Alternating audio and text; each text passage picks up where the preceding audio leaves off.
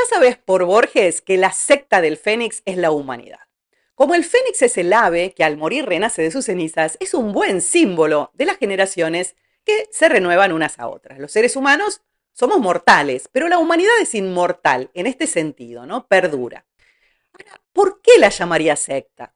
Borges acá está siguiendo a William James, que en las variedades de la experiencia religiosa defiende al nuevo pensamiento de la acusación de ser una secta. La estrategia defensiva de James es ampliar el sentido de la palabra secta para que abarque a la comunidad científica también. El universo, dice, es tan complejo que sería ridículo pensar que hay un único sistema de ideas capaz de ordenarlo. La secta científica no tiene prioridad sobre otros sistemas de ideas como para tacharlos de secta.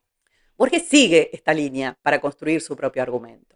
En el prólogo de Artificios dice que en la alegoría del Fénix quiso sugerir un hecho que es común, el secreto, de manera gradual. Me interesa la palabra gradual. Borges, como William James, parte de la noción de secta, pero la amplía gradualmente hasta hacerla coincidir con la humanidad entera. Por eso empieza por grupos humanos acotados, mencionando grupos humanos acotados, los gitanos, los chilenos, etcétera, y va hacia grupos cada vez más numerosos, como son las congregaciones religiosas, hasta llegar a toda la humanidad. Esta expansión del sentido de la palabra secta no solo es gradual, ¿no? También es vacilante y muy confusa, pero el resultado es inequívoco. ¿Cuál es la secta que practica el secreto? La humanidad toda. ¿Qué sería practicar el secreto? Pensar. El pensamiento es lo que nos hace miembros de la secta del Fénix, miembros de la humanidad.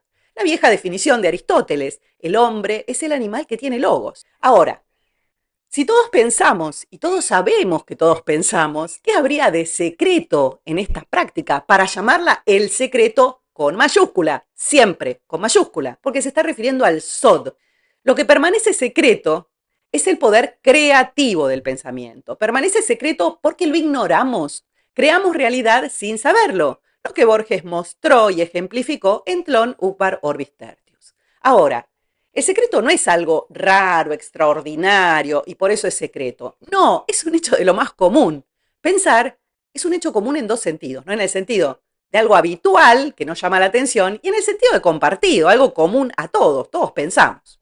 Entonces, lo secreto no es extraordinario, sino que se ignoran las consecuencias, se ignora una cara de la moneda del acto de pensar. Bueno, con estas aclaraciones en mente, el texto se destraba en gran medida, aunque sigue intrincado, sobre todo la primera parte, porque si bien es cierto que la secta del Fénix es la humanidad, hay dos formas de ser humanos. Están los que practican el secreto, los que simplemente piensan y por eso son humanos, y están los que además de practicarlo lo conocen, conocen el poder del pensamiento. Serían los budistas, los gitanos, los hinduistas, los yogis, etc.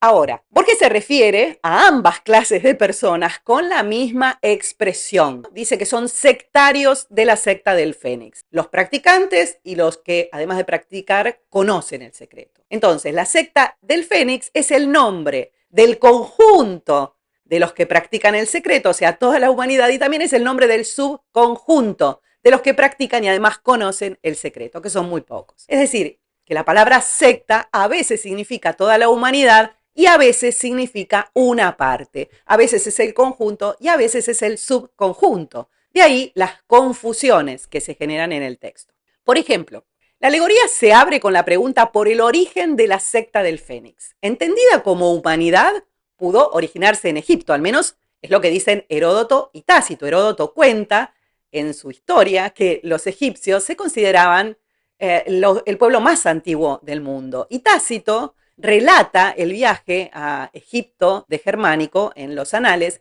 que se asombraba de la pavorosa antigüedad de los monumentos egipcios. Hasta acá todo bien, pero cuando lees que la secta del Fénix deriva de la restauración del politeísmo que siguió a la muerte de Amenofis IV, te das cuenta que acá hay una anomalía. La secta del Fénix, que se origina a la muerte de Amenofis IV, no puede ser la humanidad toda, que es muy anterior, pero sí podría ser la secta religiosa que empieza a reconocer el poder del pensamiento.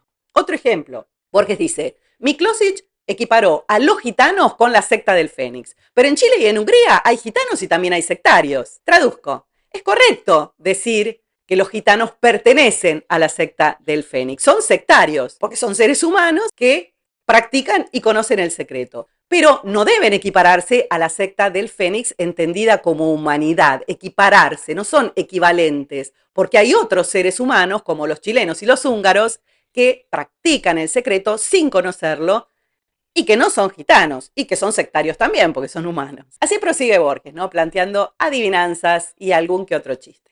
En un momento dice, he dicho que la secta no registra persecuciones, pero como no hay grupo humano en que no figuren partidarios del Fénix, son ellos los que sufren y ejecutan todas las persecuciones. Traduzco de nuevo, nadie persigue a los seres humanos por ser humanos.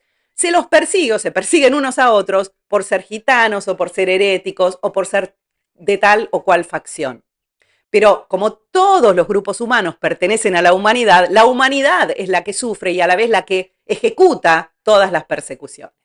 Después viene una serie de afirmaciones. Ahora está hablando de la secta del Fénix como humanidad, ¿no? Los seres humanos no tienen la misma religión, no tienen una memoria común, no tienen un idioma común y tienen diferentes rasgos. Nada los une, excepto el secreto con mayúscula. Eso es lo que los une y los unirá siempre. Es decir, el pensamiento, su capacidad de pensar.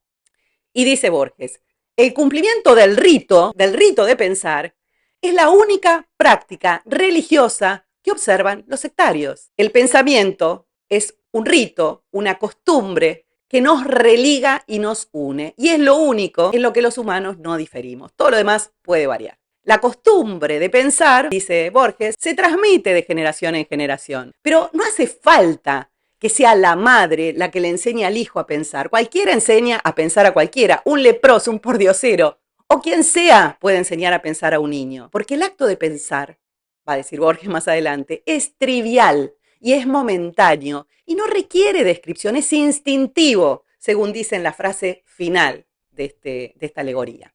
Tampoco hay templos dedicados al pensar. Podés pensar en cualquier lado, en una ruina, en un sótano, en un zaguán. Son lugares propicios, dice Borges.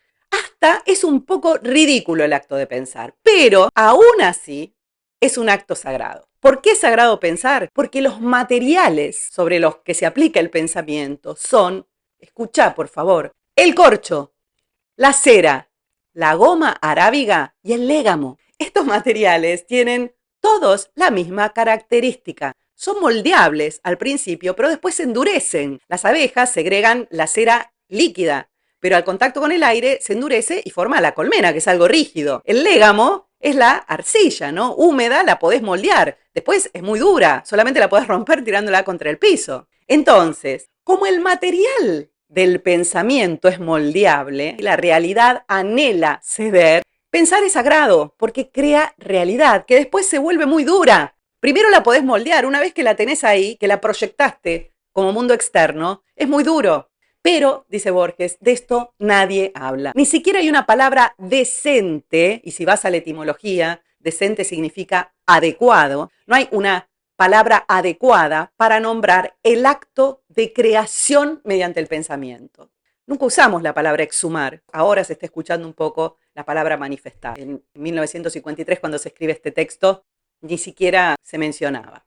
Pero, dice Borges, aún así, aunque nadie mencione este poder creativo del pensamiento, toda palabra lo alude al secreto, porque toda palabra exhuma. Y agrega algo que explica por qué Borges oculta sus creencias. Dice, en algún diálogo, yo, o sea, Borges, dije algo que aludía al secreto, al poder creativo del pensamiento, y las personas se han sonreído y se han puesto incómodas. ¿Te das cuenta? Acá tenés la razón por la que Borges oculta, engaña y disimula su filosofía.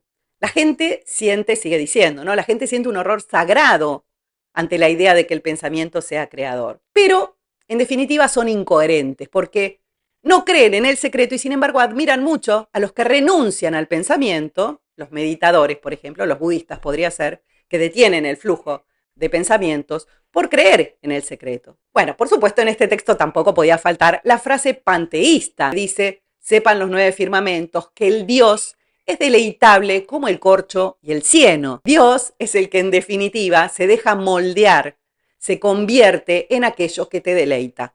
O no, eso dependerá de lo que moldeaste. Y al final viene la frase que generó tanta distorsión y que llevó a creer que el secreto con mayúscula es el acto sexual, equivale al acto sexual. Cuando Borges a ese secreto, ¿sí?, al acto sexual, lo escribe con minúscula y lo menciona una sola vez al final del texto. Pero es cierto que Borges se refiere al acto sexual cuando dice: he merecido en 3 continentes la amistad de muchos devotos del Fénix, la amistad de muchas personas. Me consta que el secreto con minúscula, el acto sexual, al principio, cuando eran niños, les pareció penoso, vulgar e increíble. No querían admitir de chicos que sus padres se hubieran rebajado a eso. La pregunta es, ¿qué tiene que ver esto acá? Para que Borges intercale el secreto con minúscula cuando viene hablando del secreto con mayúscula. Bueno, en primer lugar es un elemento de confusión, ¿no? Que de hecho produjo resultado, porque todo el mundo cree que el secreto con mayúscula es de hecho,